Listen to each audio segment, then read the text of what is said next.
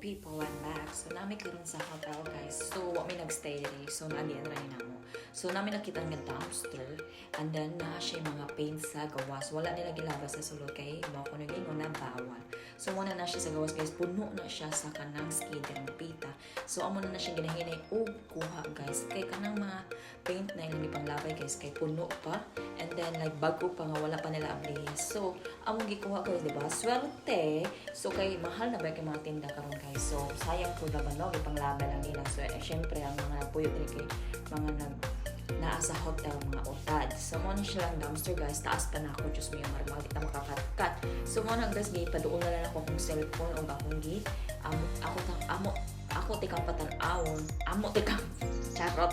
Patanawon tamo kung saan naa sa sulod. So, mo na siya, guys, puno siya o mga box ng ipang labay sa mga utad and pita. So, mo na siya, guys. That's for all. Bye!